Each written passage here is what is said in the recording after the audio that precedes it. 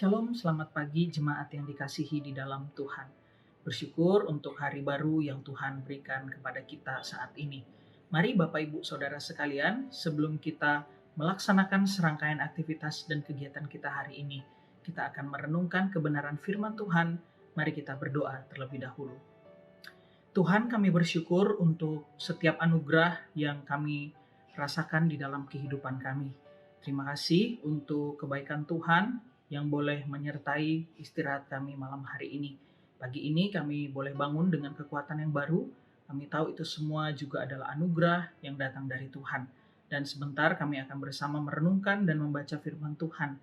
Biar Engkau tolong kami agar kami dapat memahami kebenaran firman Tuhan ini.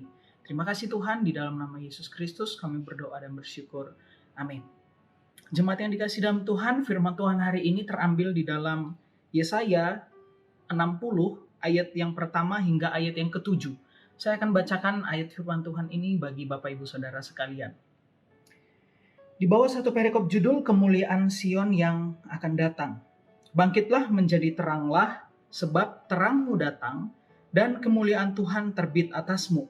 Sebab sesungguhnya kegelapan menutupi bumi dan kekelaman menutupi bangsa-bangsa. Tetapi terang Tuhan terbit atasmu dan kemuliaannya menjadi nyata atasmu. Bangsa-bangsa berduyun-duyun datang kepadamu, kepada terangmu, dan raja-raja kepada cahaya yang terbit bagimu. Angkatlah mukamu dan lihatlah ke sekeliling, mereka semua datang berhimpun kepadamu.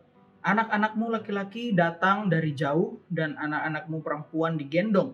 Pada waktu itu engkau akan heran melihat dan berseri-seri. Engkau akan tercengang dan akan berbesar hati, sebab kelimpahan dari seberang laut akan beralih kepadamu, dan kekayaan bangsa akan datang kepadamu. Sejumlah besar unta akan menutupi daerahmu, unta-unta muda dari Midian dan Eva. Mereka semua akan datang dari Sheba, akan membawa emas dan kemenyan, serta memberitakan perbuatan masyhur Tuhan.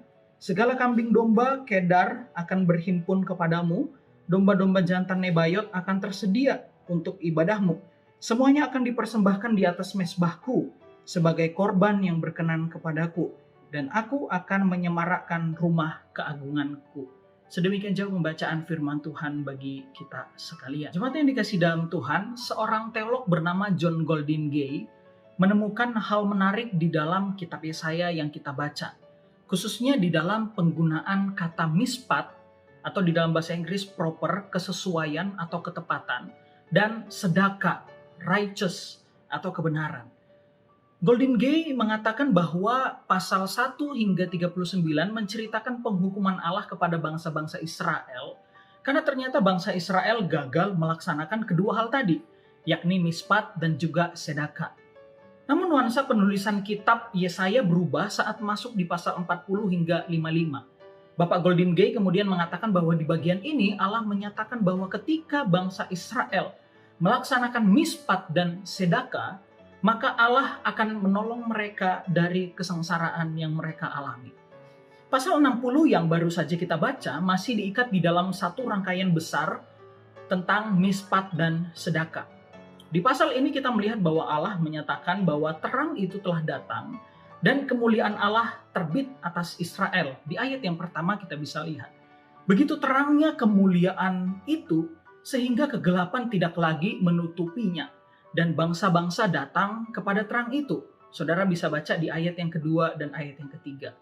Dalam hal ini saudara, kemuliaan Tuhan yang turun atas Israel menuntut Israel untuk menjadi terang bagi bangsa-bangsa yang ada di sekitar Israel. Seorang teolog juga bernama Utley mengatakan bahwa terdapat penekanan agar bangsa Israel menjadi terang melalui kehidupan mereka, melaksanakan mispat dan sedaka dalam kehidupan mereka. Saudara, selanjutnya, mengapa sikap kehidupan Israel sangat penting di dalam kehidupan mereka saat itu? Yesaya kemudian menjelaskan mengenai sebuah metafora, yakni kota Sion. Saudara, metafora ini adalah penggambaran diri dari umat Allah, dan kita dapat baca di ayat yang ke-14 pasal 60, disebut dengan istilah kota Tuhan, kota Sion. Pesan yang disampaikan Yesaya sebenarnya agak bernuansa politik, saudara. Tapi sebenarnya pesan ini memiliki pengertian atau dimensi spiritual bahwa sikap hidup bangsa Israel juga sebenarnya menggambarkan iman mereka dan siapa Allah yang mereka imani. Di dalam Perjanjian Baru kita melihat bahwa mereka yang percaya pada Kristus, mereka akan datang ke Bukit Sion, ke kota Allah yang hidup. Ibrani 12 ayat yang ke-22. Saudara, penekanan pada menjadi terang dalam kehidupan Israel tentunya menjadi semangat kita pula selaku umat Allah di masa kini. Bukankah Yesus mengatakan di dalam Injil bahwa kita adalah garam dan terang dunia, saudara? Bagaimana kita bisa menjadi terang dan garam di dalam konteks saat ini? Saudara, di dalam konteks pandemi yang kita rasakan hari ini, kita bisa belajar untuk menerapkan 3M, saudara, agar diri kita dan orang lain juga bisa aman. Kita saling menjaga diri dan orang lain. Di dalam konteks era digital, hendaknya kita juga bisa bijak untuk mencerna konten yang kita lihat. Di dalam konteks ibadah online saat ini, marilah kita juga tetap bisa menjalankan disiplin rohani dengan setia, meskipun tidak ada satupun orang atau keluarga kita yang melihat kita. Dan saudara bisa melanjutkan daftar-daftar yang panjang di dalamnya.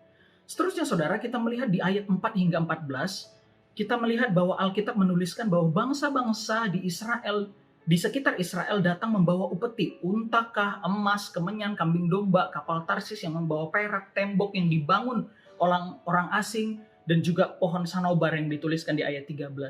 Saudara, ayat-ayat ini bukan ditafsirkan bahwa Israel akan menjadi bos di atas bangsa-bangsa lain. Tetapi sebenarnya pesan intinya adalah bahwa kehadiran bangsa Israel adalah untuk menyatukan bangsa-bangsa di sekitarnya, baik bangsa Midian, Eva, Sheba, Kedar, Nebayot, Libanon, Tarsis, dan lain sebagainya. Jangan lupa seperti yang disebutkan di awal bahwa teks ini pun masih sangat erat kaitannya dengan konsep mispat dan sedekah. Israel harus memiliki kehidupan yang tepat dan kehidupan yang benar. Dan apa yang bisa kita pelajari dari serangkaian penjelasan ini, saudara? Sadar atau tidak, saat ini kita hidup di dalam zaman yang cepat viral, bukan? Hal yang sepele saja bisa menjadi pergunjingan yang tidak ada habisnya, saudara. Apalagi komentar dari netizen. Dalam keadaan yang seperti ini, marilah kita berusaha untuk hidup dalam mispat dan sedekah. Kita hidup dengan tepat dan benar di hadapan Allah. Ingatlah bahwa kita ini terang dan garam dunia. Dunia melihat perkataan kita, sikap kita, perbuatan kita. Maka dari itu jadilah saksi yang baik di tempat di mana kita berada, agar orang lain dapat melihat diri Kristus yang hidup melalui setiap tindakan hidup yang kita lakukan. Biarlah saudara sekalian, firman Tuhan hari ini juga boleh terus mendorong kita untuk kita bisa melakukan kebenaran dan hidup kita tepat sesuai dengan apa yang Tuhan firmankan melalui Alkitab. Dan kita harapkan bahwa melalui kehadiran kita di tempat kerja kita, di keluarga kita, di masyarakat, dimanapun kita berada, orang lain juga boleh melihat Kristus yang hidup melalui apa yang kita lakukan di dalam hidup ini.